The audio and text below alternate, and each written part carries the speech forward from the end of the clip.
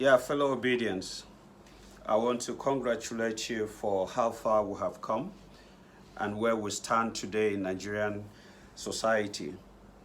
We have put up a very brilliant and very brutal force to fight the injustices, to fight the imbalances, and to fight the unjust treatment of Nigeria in the hands of transactional politicians. And we have come this far because we have been selfless, we have been steadfast, and it means that we can do more. If we can do this in 6 months, you can imagine what we can do in another 6 months. You can imagine what we can do in another 1 year. We can imagine what we can do in another 2 years, and we can imagine what we can do in another 4 years.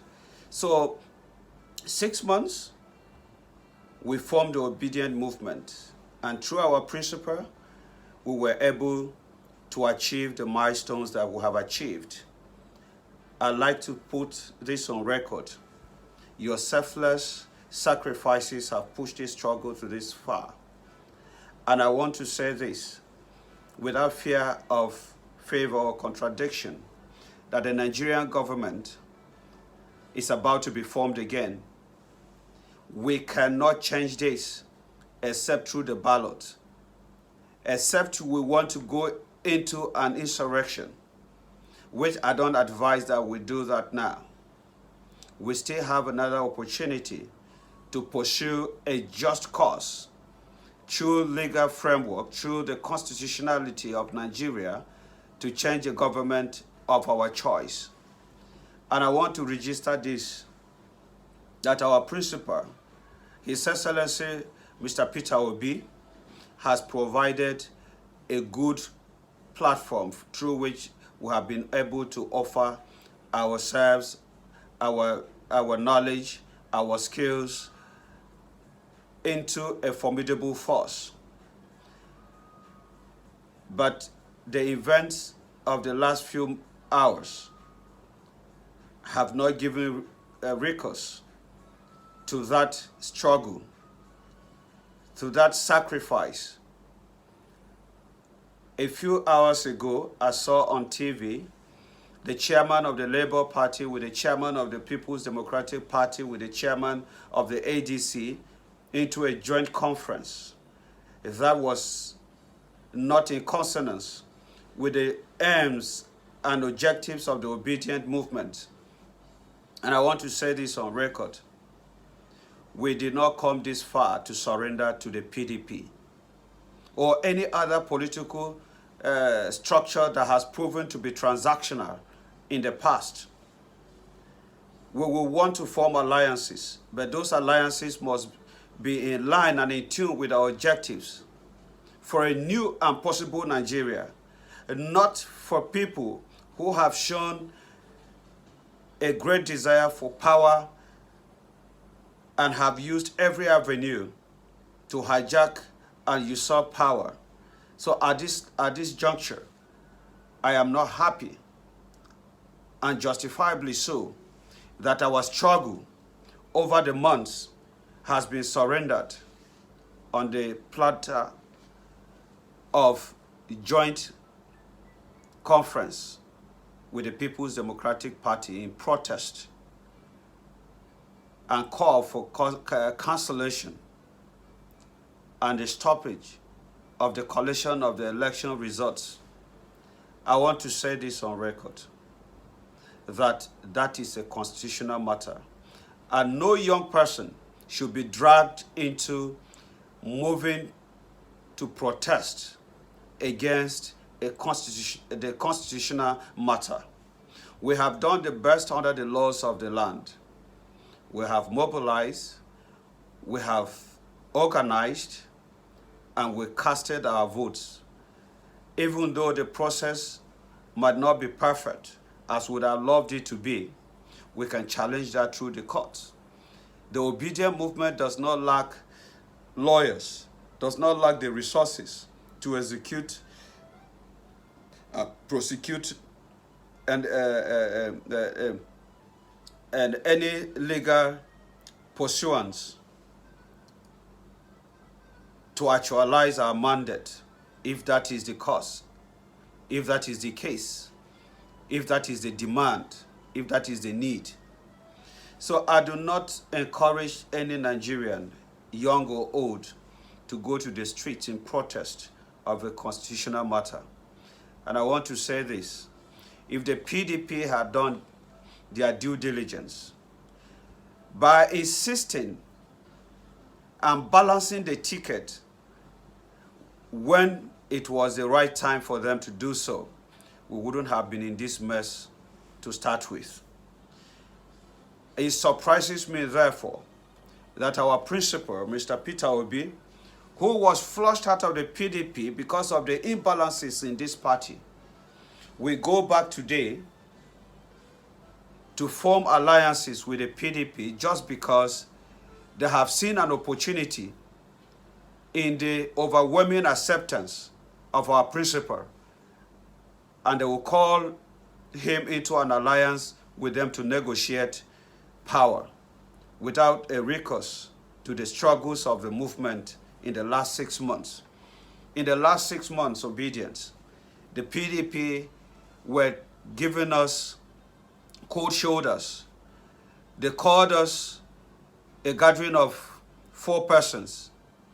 They called us all manner of names because we refuse to be intimidated by their by boastful structures. We have proven to the Nigerian people and the world at large that structures are individuals and people who have been taken advantage of unduly. And so now we have become a useful bride that the PDP will want to use to validate their call for the cancellation of votes. No matter how unlawful that process would be, the only way that we can challenge that is through the law courts. I am not a lawyer, but I am informed. And being informed means you take informed decisions. So I don't want us to take uninformed decisions. I will advise that we should be calm and give this process a chance. We can challenge this through the courts. And our principal has over the years proven his mettle that you cannot cheat him out of a process that Nigerians has given him lawfully. He has proven that in Anambra State, where he was made a governor, where nobody believed he could be a governor. He went through the legal process and he was pronounced a governor. When he was impeached, he still went through the courts to reclaim his mandate. If the mandate of Nigerians to Peter Obi today is anything to go by, I want to assure you that Peter Obi will get back his mandate. So we don't need to go to the streets carrying war songs. We need to stand behind him to give him the emotional support and give him the fireworks that he needs to go through this process by gathering all the evidences that we have in the field during these election processes.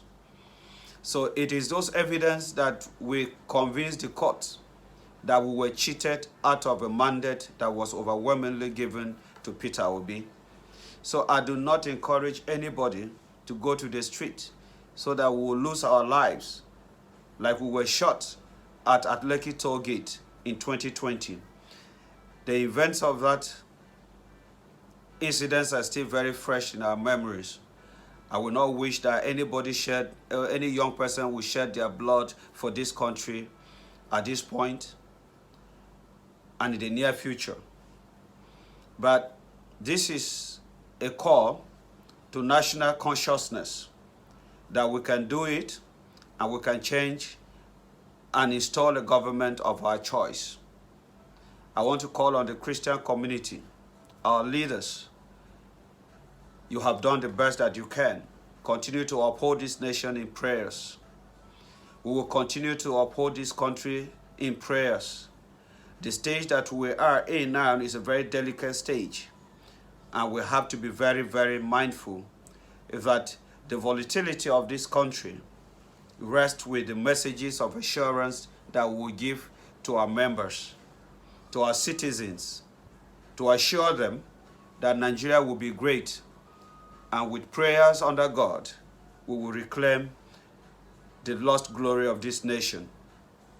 I want to thank every one of you, and I want to encourage you to be patient as we go back to our drawing board to see how we can fight this battle, and if need be, that we have to go through this cycle again for another 4 years. Let us be determined that we are willing to do that and take back this nation from the people who have never meant well for us. It is too early for us to give up. It is too early for us to give up on this struggle. I want to thank every one of you for watching this video. Share it so that we'll all be informed. Nobody, and I repeat, nobody should be sent to the field, to the street, to protest a lawful process that has been allowed by the Constitution of Nigeria. We can protest if we're not satisfied, but the dangers of protest is that any mob or any gathering of over 100 persons, the chances of that agitation being peaceful are very slim. So I want us to avoid bloodshed. We have had many prophecies. We have had many messages that Nigeria will be doomed because of these elections. And I want us to pray and act right, that no bloodshed, that no Nigerian blood is shed because of power. No bloodshed, no young person loses his or her life because of this power game.